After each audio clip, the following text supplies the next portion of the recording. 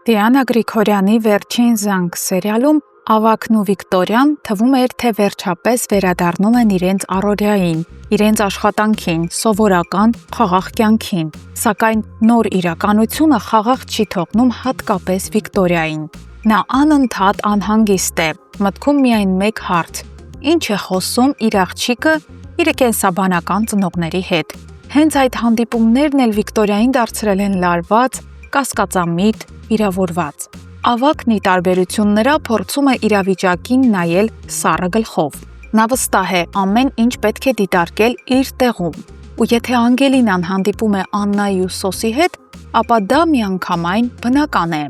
Այսօր էլ նա փորձում է հանգստացնել Վիկտորիային, ասելով, որ պարզապես պետք է ընտելանան նոր իրավիճակին, քանի որ այլևս ոչինչ հնարավոր չէ փոխել։ Եվ երբ թվում էր, թե ամեն ինչ քիչ-քիչ իր հունով է ընթանում, հանկարծ մի նոր զարգացում տարիների խորքից։ Ծննդատուն, որտեղ 25 տարի առաջ Աննան ունեցել էր Անգելինային, հիշեցրեց իր գոյության մասին։ Այդ հաստատությունից աշխատակից է այցելում Ավագի ու Վիկտորիայի տուն եւ սկսում անհարմար հարցեր տալ, կապված Միքայելի կողմից երեխան փոխանցելու հանգամանքների հետ։ Ավագն այս անգամ էլ է շատ սթափ։ Նա հստակ ու կտրուկ պատասխան է տալիս, ասելով, որ այս ամբողջ գործընթացի կազմակերպիչը եղել է Միքայելը, իսկ իրենք ընդամենը վստահել են նրան, եւ եթե ինչ-որ մեկն ունի հարցեր կամ կասկածներ, ապա այդ հարցերը պետք է ուղղել ոչ թե իրենց, այլ հենց Միքայելին։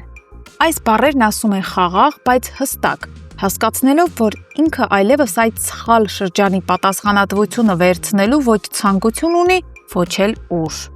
Իսկ Բագրատի տունը այս ընթացքում վերածվել է հոգեբանական դաժան պատերազմ դաշտի։ Նա վերադառնում է այն պահին, երբ տունը ողողված է կանացի հիստերիայով։ Լիլիթն ու Անետը երկուսն էլ գետնին են, բարձրաձայն լաց լինելով, իրենց ամբողջ հույզերը լցնելով տան պատերի մեջ։ Բագրատը, որ սովոր է ամեն բան թաքցնել հումորով կամ ձևականությամբ, փորձում է ներկայացնել, իբր Լիլիթն ու Անետը հերթական անգամ իրար կծում են, վիճում։ Ու ինքը պարզապես փորձում է նրանց հանդարտեցնել, բայց այս անգամ իրավիճակն այլ է։ Անետը վերջապես բարձրացնում է իր ձայնը ու հստակ ասում. իր հետ ամեն ինչ կարգին է, իսկ Լիլիթի վիճակը հոգեբուժական է։ Նա կարիք ունի իրական բուժման, ոչ թե ձևական մխիթարանքների։ Իսկ մինչ այս կողմերում հարաբերությունները քայքայվում են լռությամբ ու խաբեությամբ, Սոսի կյանքը սպառնում է քանդվել մեկ վայրկյանում, շատ ավելի ուղիղ ու տեսանելի հարվածից։ Նա, Աննան ու Անգելինան խաղաղ նստած զրուցում էին սրճարանում, անցյալի վերքերը փորձելով բուժել թեթև ժպիտով։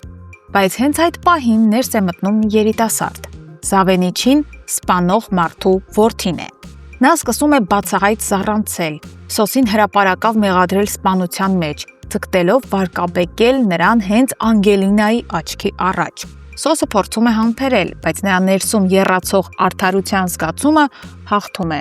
Նա դուրս է բերում այդ երիտասարդին սրճարանից ու դաժան ծեծի ենթարկում, թողնելով նրան գրեթե անշարժ։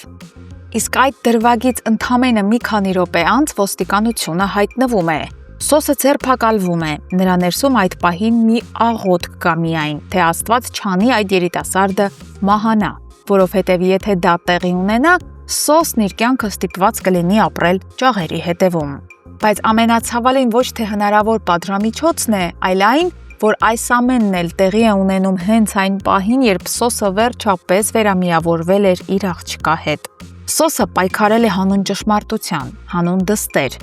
բայց ճշմարտությունը, ինչպես տեսնում ենք, բերում է նոր պատերազմներ։ Եվ երբեմն մի սուտը տևում է 25 տարի, իսկ ճշմարտությունը ընդամենը մի քանի օր։ Բայց այդ մի քանի օրն էլ դառնում է որոշիչ մի ամբողջ կյանքի համար։ Հարգելի հետևորդներ, արդյոք այդ երիտասարդը կմահանա եւ Սոսը երկար տարիներով կհայտնվի բանտում։ Գրեք մեկնաբանություն։